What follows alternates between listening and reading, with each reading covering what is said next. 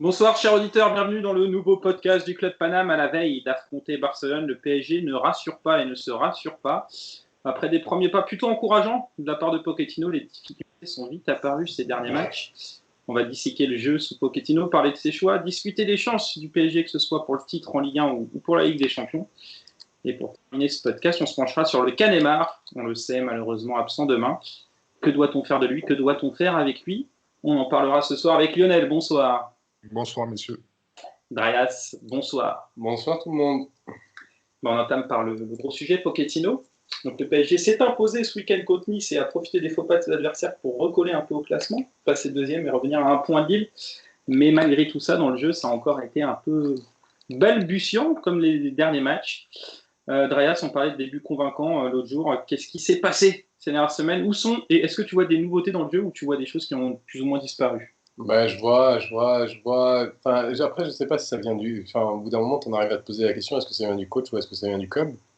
Parce que ce qu'on voit encore, c'est un coach qui subit les événements plutôt que d'être proactif. On avait vu un Pochettino qui essayait d'imposer sa patte, qui essayait d'imposer une idée en 4-2-3-1, qui finalement, avec le retour de Mbappé, avait essayé finalement de tricoter avec le 4-4-2.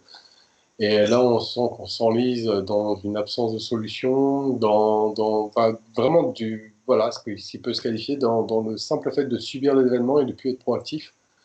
On a eu, alors maintenant, ça commence à apparaître comme Rafinha qui n'ont pas un choix, mais une problématique physique. Mais il y a encore des énormes doutes là-dessus.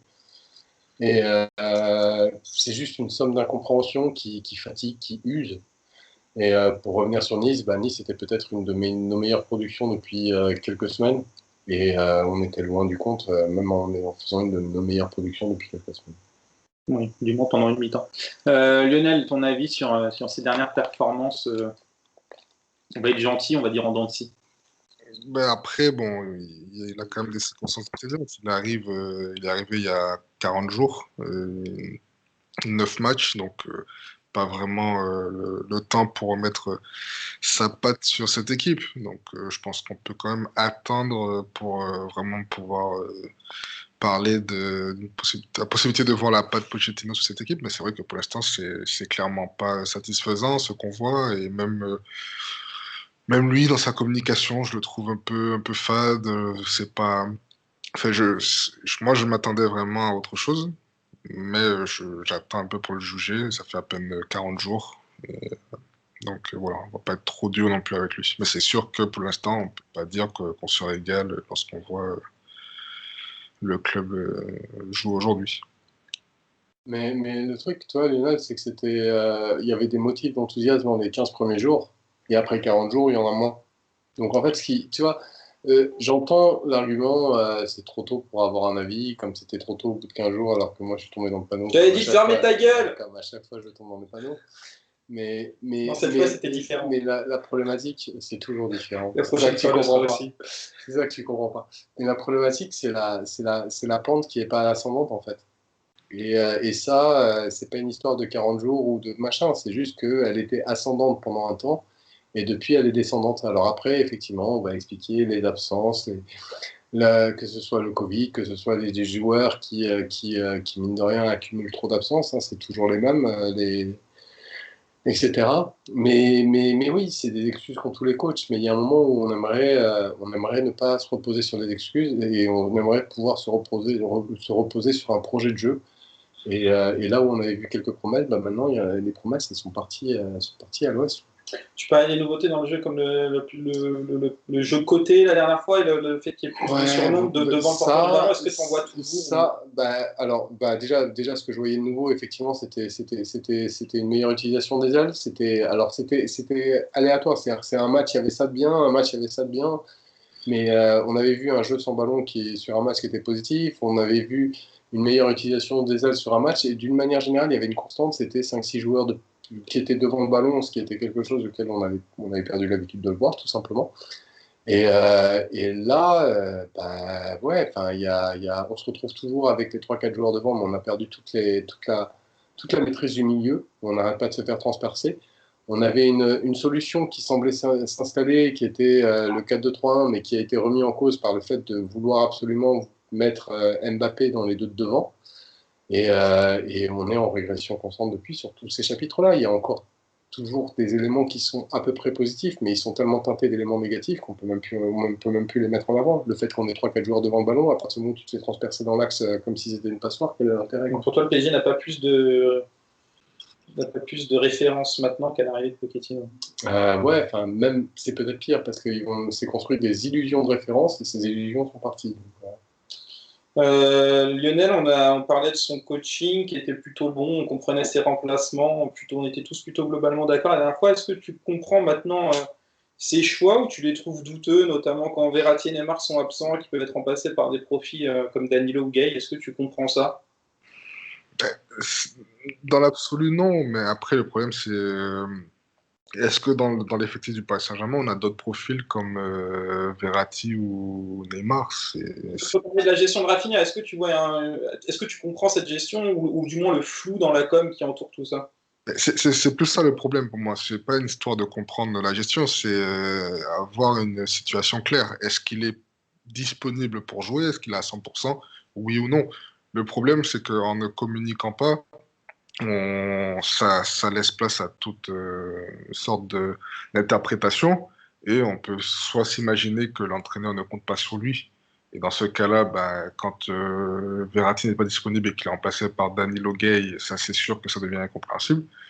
Ou si visiblement il n'est pas prêt physiquement ou qu'il a du mal à digérer le Covid, bah là c'est différent. Mais le problème c'est ça en fait, c'est que bah, en restant aussi flou, en ne disant pas les choses clairement, est-ce que c'est un choix sportif ou est-ce qu'il n'est pas bien physiquement ou autre, on n'a pas forcément la même vision en fonction des choix qui sont faits après, quoi. Ouais, bah, c'est vrai qu'en plus, Pochettino nous dit c'est sportif, mais en même temps, il nous dit c'est sportif dans un sens parce qu'il n'a pas pu préparer les premières semaines avec lui. C'est vrai qu'on comprend pas tout le reste. Tu comprends, toi, ou pas, ce qui se passe? Non, On l'a vu contre Nîmes, on le revoit plus. c'est incompréhensible. Il semblerait, au fur et à mesure de déclarations, que ce soit pas sportif dans le sens je ne veux pas de ce joueur, mais que ce soit ce joueur qui ne soit pas prêt. Mais on est encore dans le il semblerait. Après, il le défend pas non plus comme si c'était un choix. Non, c'est pas clair. Mais oui, mais voilà, il y avait pourquoi pas essayer de peut-être plus travailler avec Draxler, pourquoi pas essayer de plus. En soi, l'idée du 4-2-3-1, on peut pas seulement la justifier, l'abandon du 4-2-3-1, on peut pas seulement le justifier par les absences. Et je crois malheureusement qu'on peut surtout le justifier par la volonté de vouloir recentrer Mbappé. Oui, et ça te plaît pas forcément. Non, ça me plaît pas du tout. Toi, tu voulais éloigner en plus Mbappé de Neymar. Bon, là, ils sont Puis éloignés. puis on a vu une chose. Enfin, ok, Paredes, pourquoi pas Paredes? Mais on sait une chose, c'est que Paredes n'est bon que quand il y a un 8 haut qui est devant lui, qui fait un premier pressing sur les adversaires. Parce que sinon, Paredes, c'est une passoire. Pour Pochettino, c'est Verratti, je suis plutôt. Et bah oui, mais à la limite, quand on avait Verratti, on avait un Paredes qui était meilleur. Regarde, là, on a un Paredes qui est bon dans l'utilisation du ballon, mais défensivement, c'est catastrophique. C'est calamiteux. Quand Verratti était plus haut, il y avait des problèmes liés au fait que Verratti était plus haut, mais Paredes était plus cohérent défensivement. Justement, on va parler de Paredes, et on va parler de Gay, qui sera sûrement la doublette demain au milieu. Paredes, qui est peut-être le joueur qui tire le plus son épingle du jeu sous Pochettino, au moins au niveau du temps de jeu. Il a profité aussi peut-être de la blessure d'Herrera. Et on a Gay qui profite des blessures pour un retour en force. Il a beaucoup joué ces derniers temps. Qu'est-ce que tu penses des performances de ce milieu, Seb, ces derniers temps, Lionel, pardon. Qu'est-ce que tu penses des performances de ce duo, individuellement et collectivement ensemble, et est-ce que tu penses que c'est un bon milieu pour Barcelone? Bah, moi, je les trouve pas. C'est-à-dire que Paredes, comme a dit Drayas, on connaît ses qualités, mais c'est un joueur qui est surtout bon quand il est dans un fauteuil. C'est-à-dire qu'à partir du moment où il y a un petit peu de pressing ou quoi que ce soit, on se rend compte assez rapidement que ça devient compliqué. Et Gay, bon, voilà, moi, c'est un joueur que j'avais essayé de défendre à son arrivée en expliquant que ça pouvait être un profil qui apporterait le pressing ou autre. Le problème de Gay, c'est que dès qu'il reçoit un ballon, la position de son corps est toujours dans un mauvais sens, c'est toujours vers l'arrière, vers l'arrière. Et par exemple, quand on voit le but qu'on a encaissé contre Nice, alors même si c'est pas lui le gros fautif parce que l'erreur à la fin vient de Marquinhos, mais si au lieu de contrôler vers l'arrière, il était parti vers l'avant, on se retrouve pas dans cette situation. Alors oui, il fait de bonnes choses parce que bah, physiquement il est un peu mieux et autres, mais les deux, c'est clairement pas suffisant pour aujourd'hui le haut niveau. Pour moi, enfin, si tu vas à Barcelone avec Gay Paredes, je suis clairement pas confiant. Surtout quand tu vois le milieu de terrain du Barça, peut-être pas le meilleur milieu de terrain à l'heure actuelle, mais c'est clairement plus performant que ce qu'on a aujourd'hui si c'est Gay Paredes au milieu de terrain. Il y a De Jong qui est en pleine forme. Seb, toi, ce milieu, est-ce qu'il te fait peur pour demain? Euh, ouais, enfin, c'est l'organisation qu'on va mettre autour de ce milieu. C'est ce milieu sans un Vito, je pense que c'est du suicide, oui. Je pense que c'est du suicide parce que c'est un suicide en termes organisationnels, c'est un suicide en termes défensifs, c'est un suicide pour tous les aspects. Je veux juste, par rapport à ce que disait Lionel, apporter un bémol sur le jugement sur Paredes. Paredes, je le trouve bon défensivement quand il y a un premier rideau devant lui. Mais puis pour revenir individuellement sur Gay, c'est bien, Gay nous a sorti sa mi-temps de la saison, quoi. On va pas s'enflammer non plus, quoi. Il a sorti 4 jours trop tôt. On attendait demain, on verra. On va continuer le tour de table des joueurs qui vont jouer demain. Les latéraux, Kurzawa et Florenzi, qu'est-ce que vous en avez pensé ces dernières semaines, Seb? Florenzi, c'est coup-ci, coup-ça, c'est-à-dire qu'on est à la fois satisfait de certaines choses et déçu de certaines choses, et les matchs se suivent et se ressemblent à ce niveau-là. Les satisfactions sont pas toujours au même endroit, les déceptions pas toujours au même endroit, mais on sait de facto que c'est un joueur qui est plutôt lent et qui aura de très grosses difficultés sur son aile face à la rapidité de Barcelone sur l'aile. Kurzawa est assez surprenant. Kurzawa revient en forme. J'ai l'impression que Kurzawa est remis en confiance, mais avec un énorme déficit au niveau du jeu offensif. Voilà. Je ne sais pas Lionel? pourquoi dire d'autre. Non, ouais, Kurzawa, en ce moment, je trouve qu'il se remet un peu la tête à l'endroit. Après, ouais, c'est un joueur on connaît ses qualités, c'est un très bon contre-attaquant avec un bon pied gauche qui est capable d'être performant, et en plus de ça, il apporte un peu de taille sur les coups de pied arrêtés, que ce soit défensivement ou offensivement, donc c'est quand même assez positif, sachant qu'on n'a pas énormément de joueurs de grande taille. D'autre côté, Florenzi, il peut être un peu plus intéressant que lui lorsqu'il a le ballon. Mais en ce moment, c'est vrai qu'il n'est pas à 100%. Mais la question, c'est voilà, est-ce que physiquement les joueurs sont prêts? Il y a pas de moment où les joueurs ne sont pas forcément à 100% physiquement. Ils ne peuvent pas mettre en place leur qualité. Ils ne peuvent pas démontrer leur qualité. Donc, pour moi, ce sont deux bons latéraux. C'est pas top 10 mondial, mais c'est pas aujourd'hui ce qui me fait le plus, qui me rend le plus inquiet au Paris Saint-Germain. On parlait tout à l'heure d'absence de choix pour le milieu. Alors, c'est vrai que les remplaçants de Florenzi ne sont pas enthousiasmants, mais pourquoi ne serait-ce qu'essayer si tu n'as personne sur le flanc, Florenzi au milieu? Je pense que Florenzi en 8, 8 qui serait la transition entre les 6 et les 10. Physiquement, c'est vrai qu'il ressemble à la ramasse. Ouais, mais c'est un rôle, le rôle de 8, c'est un rôle qui est moins exigeant physiquement que le rôle de latéral.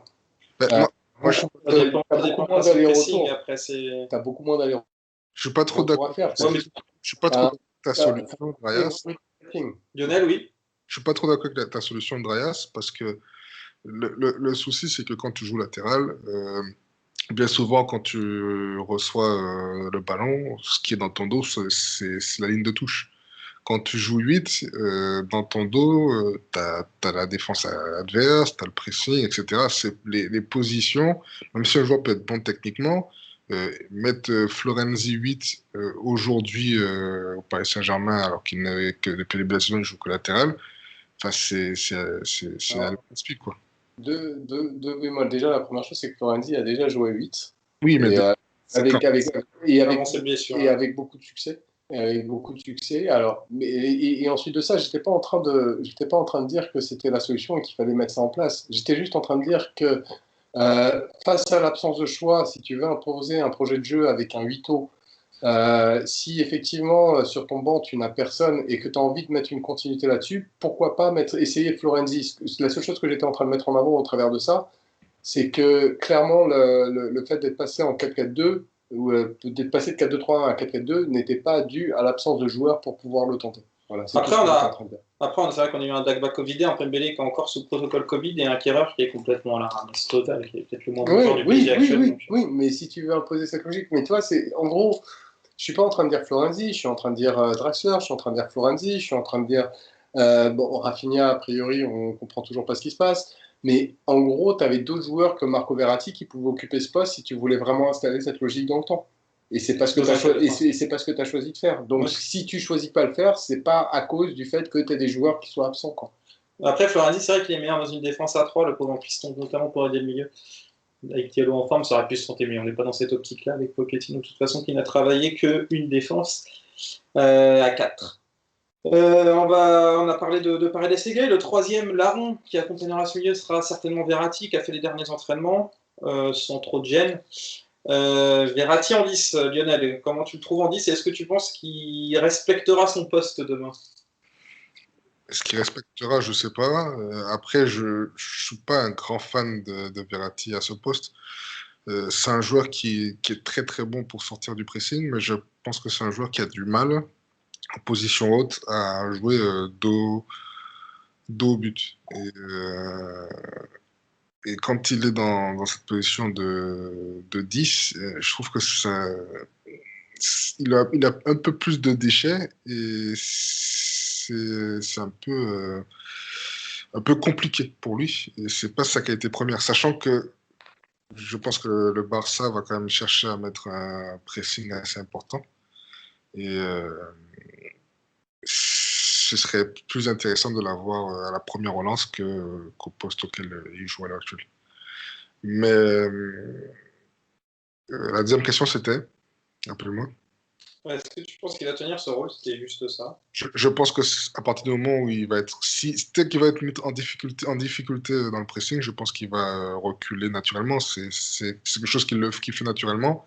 Surtout si en plus de ça, les ballons n'arrivent pas à sortir avec Paredes et Gay. Parce que le problème de Paredes, c'est que au moindre pressing, c'est passe latéral ou passe en arrière. Et Gay, c'est pas mieux. Donc après. On va vite se retrouver en 4-3-3, quoi. Je pense. Le problème, c'est dans cette position-là, enfin en 4-3-3, on se retrouve avec les trois de devant on sera coupé en deux, enfin oui, en deux. Qu'on connaît. Et les trois devant n'aident pas trop les milieux de terrain. Le milieu de terrain, on l'a vu un peu contenu sur la seconde mi-temps, où quand ils n'ont pas d'aide, ça devient un no man's land. Et malgré le fait que notre défense ne joue pas aussi bas qu'avant, on se rend compte que ça reste quand même un problème, quoi. Ouais. Darius, toi, pas convaincu non plus par Verratti à ce poste? Alors, il y a plusieurs choses. Déjà, c'est encore une fois, moi je suis tellement en manque de Vito que je prends toutes les solutions qui nous amènent à Vito, qu'elle s'appelle Marco Verratti ou qu'elle s'appelle Tartampion. Il va-t-il pouvoir jouer Vito? Ensuite de ça, Verratti, son problème, c'est pas de jouer Vito, son problème, c'est d'assurer des transitions rapides une fois qu'il reçoit la balle. Ça, c'est son problème. Donc, il y a des objections que Lionel mettait en avant qui, pour moi, n'en seront pas. Je suis pas sûr qu'il reculera. Une chose qu'on a quand même noté sur les matchs où Verratti a joué 8, c'est des 8 en tout cas, c'est des matchs où Verratti essayait de tenir sa position jusqu'à la fin du match. Alors c'est vrai qu'il n'y avait pas forcément le pressing qui était celui qu'on va connaître demain, mais j'ai pas forcément d'inquiétude là-dessus. J'ai plus des inquiétudes liées à son utilisation du ballon en tant que Vito, et effectivement c'est pas au mieux exploiter ses qualités. Mais on est tellement dans une situation où on a besoin de solidifier le milieu par la présence d'un Vito, que c'est une solution que je prends tous les jours. Ouais, moi j'ai un peu peur avec le De Jong qui sera sûrement dans sa zone. C'est-à-dire c'est intéressant ce jeu avec De Jong Verratti. Oui, mais le truc c'est que, pardon, mais Verratti, pour ce qui est de la défense, après la question qui va être sous-jacente. C'est plus dans son positionnement, comment recevoir le ballon avec De Jong qui va l'amener dans des zones. Mais par contre, il sera capable de mettre un énorme pressing sur De Jong. Il y a eu un match c'était en septembre, je crois, Hollande-Italie, où De Jong avait complètement bouffé Verratti. Peut-être. Ouais. Verratti était plutôt en forme en sélection. Mais De Jong est très fort. Très intelligent. Il est très intelligent. Et qui risque de l'amener, c'est Busquets. Bon, lui, il est peut-être plus les jambes d'avant. Et Pedric, toi, tu connais un peu, Seb? J'ai juste vu 2 fois et j'ai trouvé que c'était un joyau, quoi. Un Vito? Un Iniesta, en fait. Un Iniesta avec certaines qualités Xavi. C'est ce que j'ai vu. Ouais. On verra. Tu connais Lionel, toi, un peu Pedri ou pas du tout? Non, je dois avouer que cette année, je regarde de moins en moins de foot. Ouais. Donc c'est vrai que j'ai pas encore vu jouer le Barça, je crois, cette saison. J'ai joué un peu le Real, mais le Barça pas du tout. Tu le découvriras demain. Oui. On va passer aux Ça fait attaquants. peur, hein, des fois. Il y a certaines séquences du Barça, effectivement, ils sont friables partout, mais c'est une équipe qui peut faire peur. Quand ils commencent à trouver la fluidité devant, ça va très, très, très, très, très vite. Et puis, tu as les retours en forme de Griezmann et de Dembélé, d'ailleurs. C'est des retours en Ça forme de va. joueurs qui étaient un peu au placard et qui reviennent un peu au mauvais moment pour nous. Ça va super, super vite devant. S'ils arrivent à trouver des moments où ils accélèrent, alors là, faut s'accrocher, quoi. Faut suivre. Bah, on n'a pas parlé, d'ailleurs, c'est vrai que j'ai parlé de la théorie, mais j'ai pas parlé de la paire à Marquinhos-Kimpembe. Il y a eu des petites blessures des uns et des autres. Marquinhos a été un peu blessé, Kimpembe aussi. Est-ce qu'ils vous ont rassuré sur leur match qu'ils ont joué ensemble? C'est qu'ils ont fait peut-être une bonne performance contre Marseille, un peu peut-être plus compliqué les autres matchs. Est-ce que tu as peur, Seb, demain de cette défense, ou tu penses qu'ils seront là en patron? Je pense que on a des doutes sur à peu près tout le monde dans l'effectif. Il y a personne qui est épargné. Là où on a le moins de doutes, c'est sur cette charnière. Donc, si on commence à flipper de sa charnière, on n'est pas sorti de l'auberge. Après, on peut constater que Kim, quand Marquis est pas là, c'est beaucoup plus difficile. Marquis a fait une erreur récemment, mais après, on sait que les deux ensemble ont tendance à être bons, à être cohérents.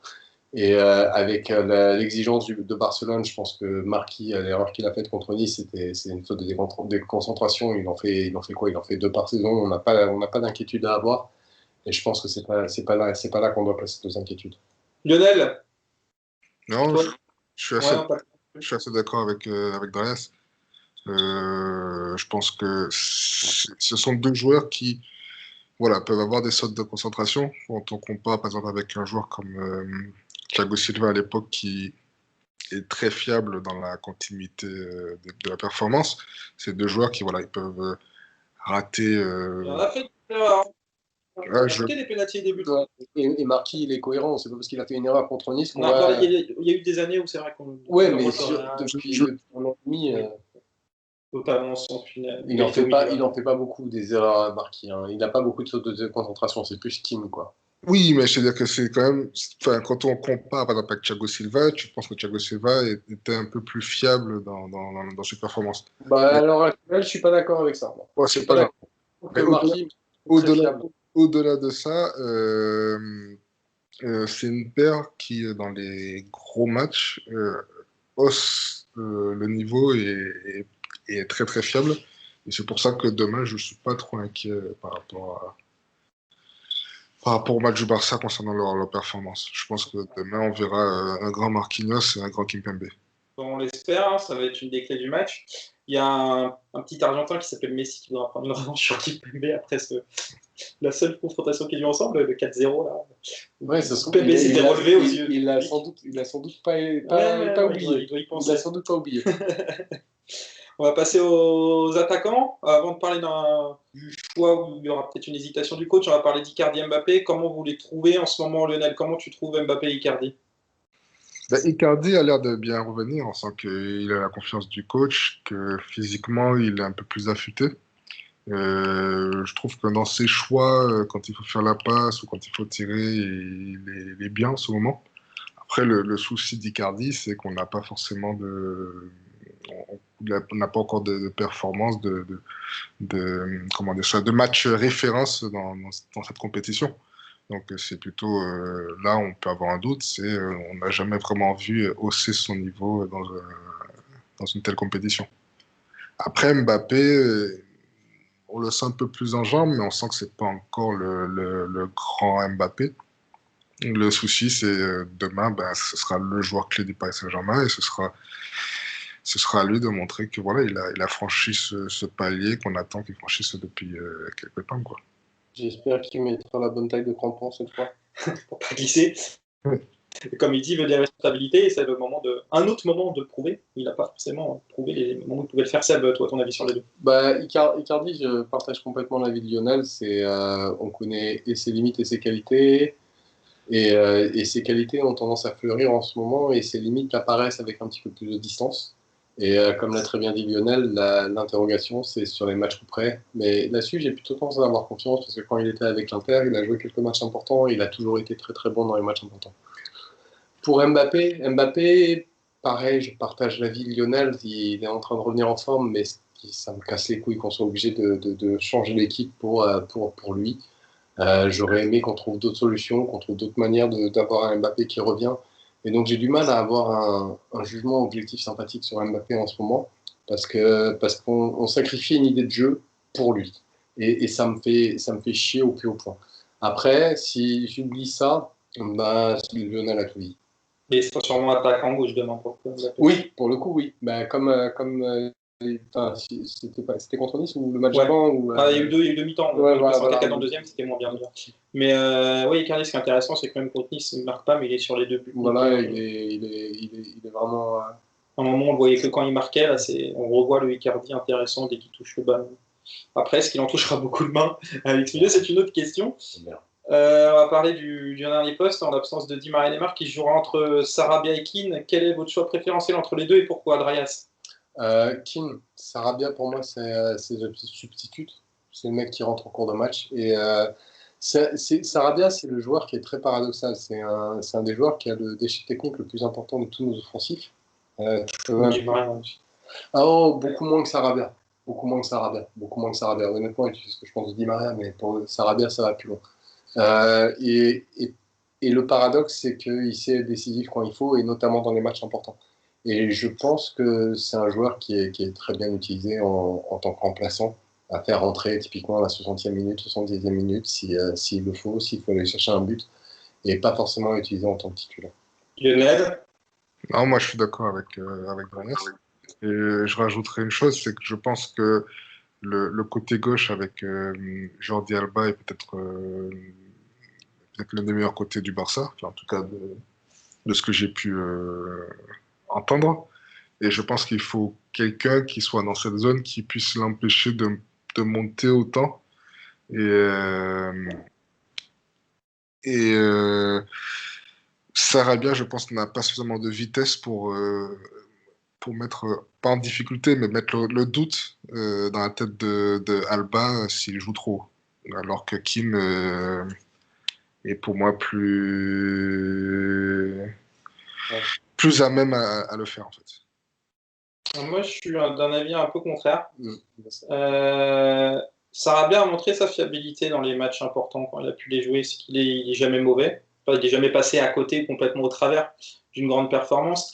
Alors que King, quand on l'a vu pouvoir jouer contre ce soit des gros de Ligue 1, il disparaît un peu. Alors, il est très décisif contre les petits, beaucoup de buts qui valent 3 points, qui sont très utiles là, pour la course pour le titre. Mais il n'a pas encore ces références-là. Et je pense qu'avec ces difficultés qu'on a au milieu avec Paredes et Gay, Sarabia dans un bon sort a plus à même de pouvoir aider le milieu en se recentrant que peut le faire un King qui lui n'est pas du tout dans ses caractéristiques. Alors après, sur On est Sarabia, dans le placement, on s'en bat. Voilà, c'est ça. C'est Sarabia, c'est sa grande qualité. C'est le placement. Et c'est peut-être un truc, mais il perd tellement de ballons. C'est tellement de passes qui sont à 1 mètre de là où elles devraient être. C'est un ratio, c'est Di Maria dans son plus mauvais soir et plus précis que Sarabia, quoi. C'est vraiment. Et c'est problématique. Et c'est pour ça que moi, j'ai envie plus de l'utiliser en substitut qu'en titulaire, parce qu'en titulaire, il te coûte cher, ou dans le sens où, effectivement, comme il est bien placé, il va souvent recevoir le ballon, et il a un ratio de transmission correct qui est très très faible. Il y a un autre truc que j'ai remarqué, c'est. Ouais, vas-y. Il traîne une charrette aussi en ce moment. Il est exaspérant, honnêtement. Je sais pas, moi, il m'exaspère à chaque fois que je le vois jouer en ce moment. C'est vrai qu'il n'est pas très en forme. Après, il y a un truc que j'ai remarqué, c'est que Mbappé et King ne se trouvent alors absolument pas du tout. Mbappé, dès qu'il peut décaler King, il ne le cherche jamais. Je ne sais pas si entre les deux, mais ils ne parlent pas le même football. Ouais. Mais par contre, on peut être rassuré sur ce sujet, sur la relation Mbappé-Icardi. Mbappé-Icardi, oui. Qui, elle, était très très belle, avait disparu et est en train de revenir, qui est en train de briller une fois. Ce sera une autre des clés du match de demain. Je vais vous demander maintenant si vous êtes confiant, si vous pensez que le PSG peut se qualifier, si le PSG peut faire une performance dès demain au Camp Nou. Drayas, t'en penses quoi? Le PSG peut se qualifier. Et quel est l'objectif du match de demain? Faire un grand coup, ne pas être éliminé après le coup de sifflet final? Je pense que faire un grand coup, ce serait une bonne idée. Parce que je pense que si on s'en sort un peu vite fait, etc., on a vu ce qui pouvait se passer dans le passé. Et on sait qu'au niveau mental, on n'est pas prêt. On l'a montré dans notre gestion de la Ligue 1, dans notre manière d'aborder cette saison avec le coronavirus. Enfin, il y a vraiment des choses qui vont pas dans le club. Et donc, un grand coup, ça pourrait être pas mal. Maintenant, je pense que Barcelone est favori parce que Barcelone a plein de défauts défensifs, mais ils ont retrouvé un allant offensif et on va avoir, si jamais ils peuvent l'exploiter contre nous, on va prendre le bouillon pendant de longues séquences et ça peut devenir très compliqué. Et pour toi, quels sont les points faibles du Barça? Comment le PSG pourra les exploiter? C'est clairement la défense. Il y a, c'est des mecs qui sont vraiment pas bons. Puis même, quand tu prends le milieu, c'est un milieu qui est résolument tourné vers l'attaque. Quand par exemple on prend un De Jong qui est un mec qui joue plutôt bas, qui a vraiment l'intelligence tactique, si jamais tu es dans une phase de possession et une phase de domination, il va pas tellement être utile à ce moment-là. Et clairement, mais le principal défaut, c'est la défense. Lionel, là, toi, tu m'as envoyé plusieurs messages il y a un temps où tu dis que tu vois absolument pas comment le PSG peut se qualifier face à Barcelone. Il grille en direct. Quoi. Alors, est-ce que c'est du troll? Est-ce que tu le penses vraiment? Et pourquoi dans ces cas-là? Le truc, c'est que je trouve qu'on a, depuis l'arrivée de Pochettino, je trouve qu'on n'a pas progressé. Je trouve qu'on le veuille ou non, quand on prend la liste des joueurs qui seront disponibles demain, bon, allez, il y a Mbappé, Verratti, Marquinhos, Kimpembe, peut-être Icardi, qui pour moi ont le niveau Ligue des Champions. Le reste, c'est assez moyen. Et si en plus de ça, collectivement, t'es pas vraiment huilé, je trouve que ça fait beaucoup de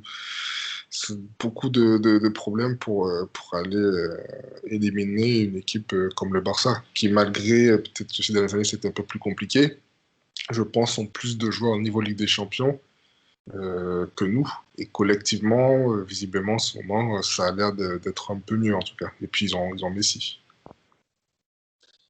Messi qui revient bien. Bah, toute l'attaque revient bien à Barcelone, globalement.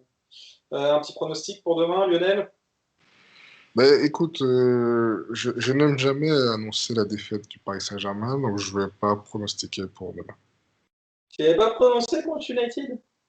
Oui, c'est vrai. Mais bon, c'était différent parce que en même temps, j'avais envie de voir Tuchel. Finalement, il est parti et on a gagné, tu vois.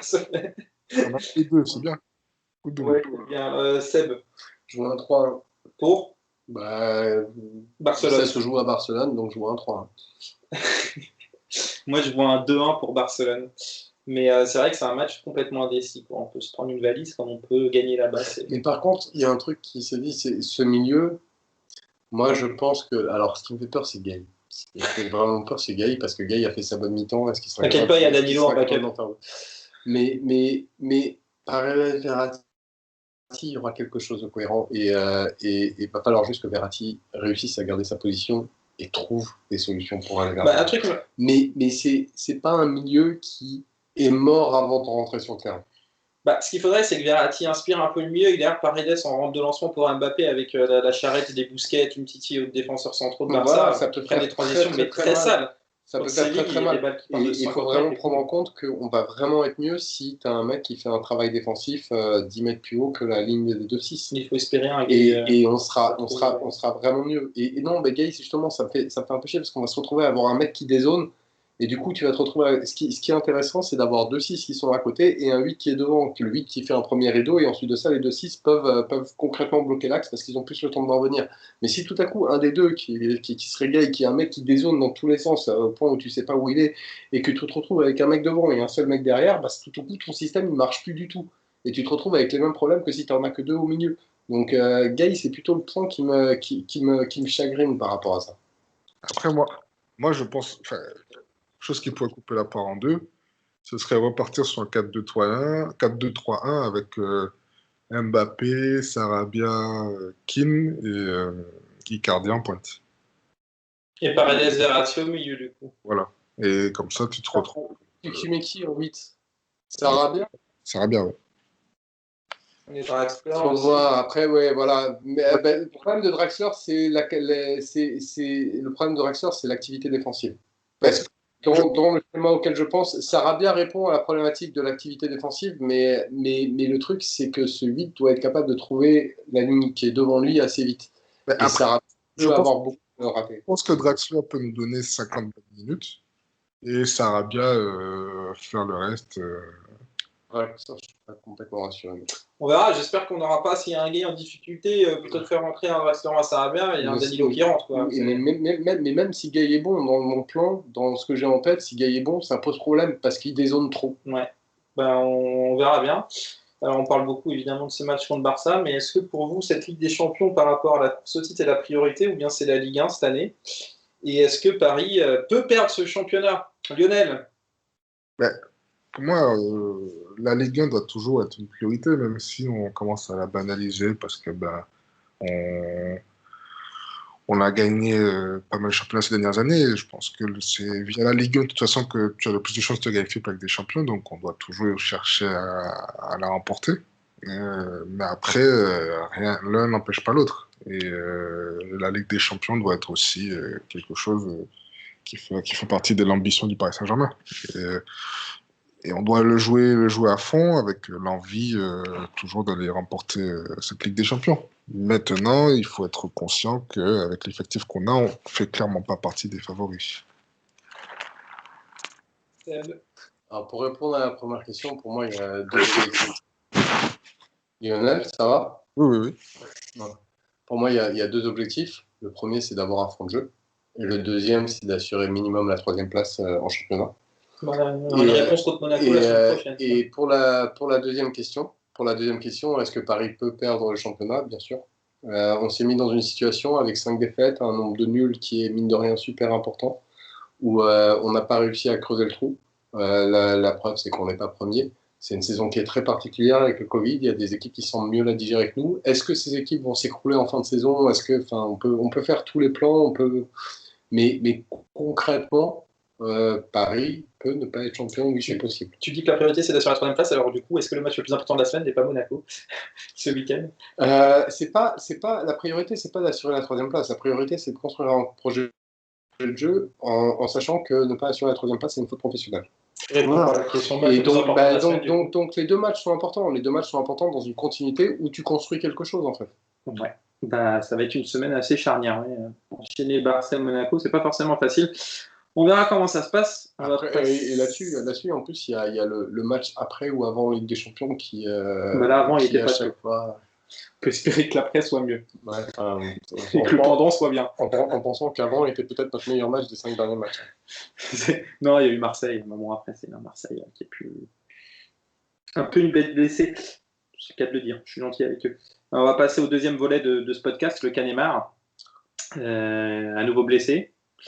Qui fait à nouveau un peu polémique. Alors, il y a eu cette gastro peut-être officieuse, sachant qu'il a partagé des photos de lui sur Instagram où pendant son anniversaire, il avait l'air un peu pompette, comme on dit. Il a fait des tweets à 4 ou 5 heures du mat pour parler d'une télé-réalité brésilienne. Il a eu toujours ce problème avec Caen, où bien sûr il prend plein de coups, mais aussi il est peut-être dans la provocation. Alors je vais vous demander à qui la faute. Est-ce que c'est la faute des adversaires, des arbitres français, du contexte français qui ne protège pas Neymar, ou bien c'est la faute de Neymar et de son clan qui peut-être au contraire lui le protège beaucoup trop et qui ne permettent pas à Neymar d'être assez mature. Darius, ton avis sur le suivi, à qui la faute? Je pense que c'est une responsabilité partagée. On a un Neymar qui assurait, qui était présent dans tous les matchs importants, qui avait une présence, je crois, de 85% quand il était en Liga. Et sa présence de 85%, elle est tombée à 56%, si je me souviens bien des chiffres. Enfin, je sais plus. Il a raté son 4, il y a le match des 8e Ligue des Champions. Mais en gros, on est passé à beaucoup d'absences. Je pense qu'il y a les deux. La première, c'est que quand il était au Barça, il devait prouver quelque chose. Il était face à Lionel Messi, il fallait qu'il montre qu'il soit à la hauteur. Là, il arrive un peu en patron. Et ça, c'est pour ça. Mais il y a aussi le rapport de la France, de la France au succès, la volonté de casser. Et c'est vrai que je pense qu'un joueur comme Neymar, même si, quand je dis ça, je n'exonère pas Neymar de ses provocations, je pense qu'un joueur comme Neymar est un peu trop targeté et que les arbitres laissent un peu trop faire. D'une manière générale, pas du tout contre le Paris Saint-Germain, c'est juste par rapport à ce regard-là.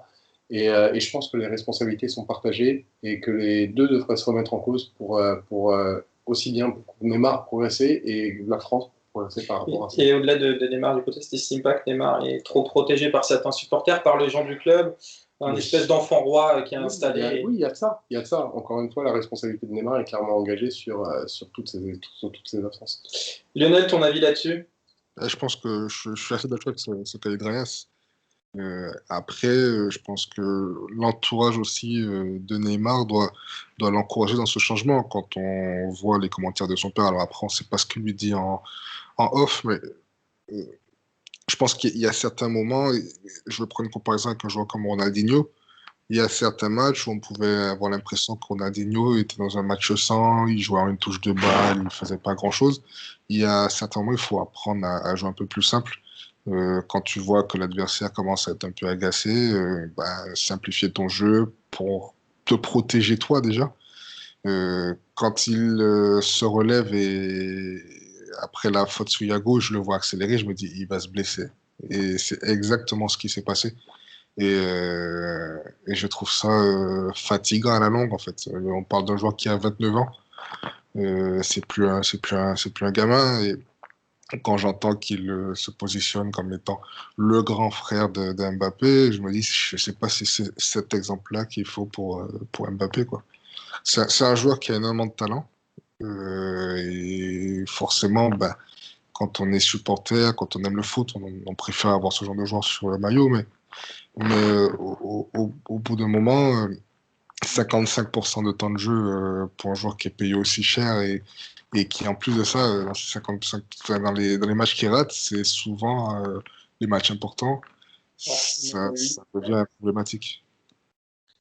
Ouais, mais c'est vrai que tu disais que tu voyais qu'il allait se blesser. Moi, j'ai pas vu le match contre Caen, comme j'avais pas vu le match contre Lyon, sa précédente blessure. Et c'est les deux seuls matchs où j'ai reçu des textos d'amis qui disaient il va se blesser. Je les sentais dans sa manière de, je sais pas, de vouloir garder la balle, aller provoquer. Quand il est pas bien, ça se voit Neymar, en fait. Oui, mais au-delà de ça, c'est-à-dire que contre Strasbourg, quand il rechute, après avoir pris tous les coups, qu'est-ce qu'il fait? Il récupère. Comment on dit ça encore? Il récupère le ballon et il essaie d'aller faire un sombrero contre le joueur. Je pense que c'est là qu'il aggrave sa blessure. Là, pareil, visiblement, il avait ressenti une petite douleur. Il repart en dribble parce qu'il est vexé d'avoir pris un coup. Mais au bout d'un moment, il faut savoir tout simplement accepter de simplifier ton jeu et de te protéger parce que tu sais pertinemment que tu es le joueur clé du Paris Saint-Germain et que le Paris Saint-Germain a besoin de toi quand tu es à 100%. Et qu'il se blesse à chaque fois par un manque d'hygiène, par manque d'intelligence dans ses choix, etc. Au bout d'un moment, à son âge, c'est plus possible en fait. Ça risque pas d'aller en s'améliorant en vieillissant. Généralement, l'hygiène de vie, en tout cas, si vraiment il y a des soucis là-dessus. Ça va être la deuxième question. A priori, il va prolonger. Seb, est-ce qu'on doit le prolonger sans baisse de salaire, ce qui semble être le cas? Est-ce que c'est la bonne option? Le truc, c'est que l'argument économique, moi, j'y comprends pas grand-chose, mais si j'ai compris quelque chose, grosso merdo, le transfert de Neymar a été amorti et le salaire de Neymar n'est pas un problème. Et ce qui est complexe dans la question que tu poses, c'est que toi, tu la poses d'un point de vue d'amateur de foot, mais il y a le point de vue économique. Un Neymar, en bien ou en mal, ça fait causer. Un Neymar, ça fait vendre, ça te fait des sponsors, ça te fait etc. Et donc, le fait de prolonger Neymar, dans le fait de prolonger Neymar, il y a tous ces aspects-là. Alors, peut-être que tous ces aspects-là, ils sont finis en 2 ans parce que le monde sera fatigué des frasques de Neymar et que plus personne ne voudra s'associer à son image. Mais à l'heure actuelle, c'est encore le cas. Et du coup, c'est complexe de répondre parce qu'il y a la dimension foot. Et vu la manière avec laquelle tu as posé la question, il y avait presque la réponse dans la question que tu as posée. Et effectivement, il y a à minima des choses à redire, voire à dire non, c'est pas possible.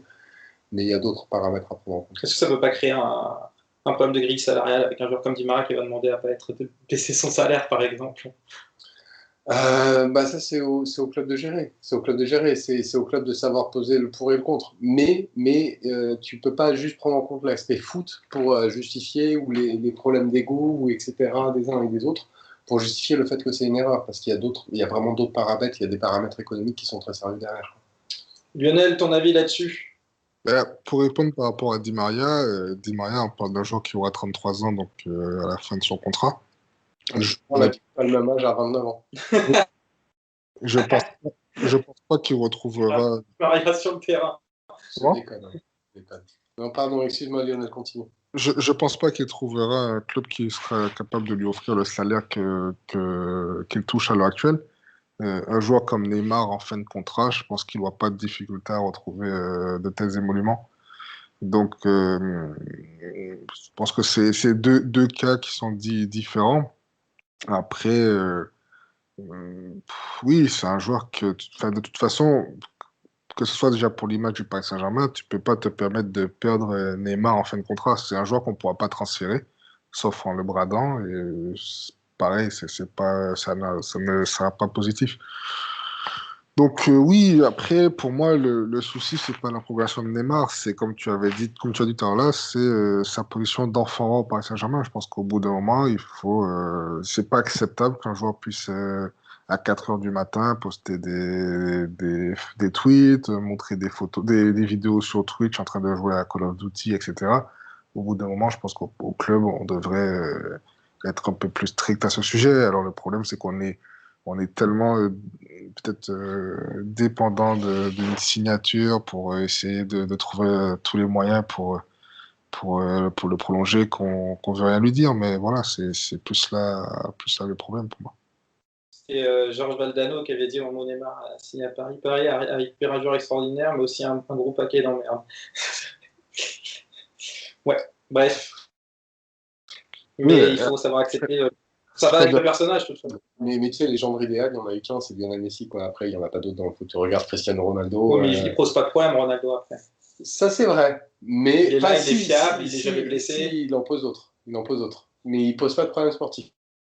Oui, ça oui. Mais par contre, des problèmes, s'il en pose. Oui, il a une fiabilité, on va dire. Il a une fiabilité, le fait qu'il est présent dans les gros matchs. Sportivement, oui. Après, la fiabilité, elle se limite au sportif. Et niveau hygiène de vie, lui... Ça, oui, lui, c'est une machine. Mais la légitimité, elle se limite au sportif. Elle n'est pas ailleurs. Ouais. On verra quand ça se dégoupille. Apparemment, a priori, Neymar devrait prolonger. Et on verra si ça va mieux les années prochaines, s'il sera là déjà pour le match retour. Ça pourrait être une bonne idée. Et puis s'il sera là par la suite. On arrive au bout de ce podcast. Merci de nous avoir suivis. On espère un beau match demain, avoir une victoire, voire un beau match, ce serait déjà une bonne chose pour nous les amoureux du jeu. Merci cher auditeur, merci Lionel. Merci à vous les gars. Et merci Drayas. Merci, bonne soirée à tout le monde. Bon match à vous, ciao. Merci, bon match. Ciao.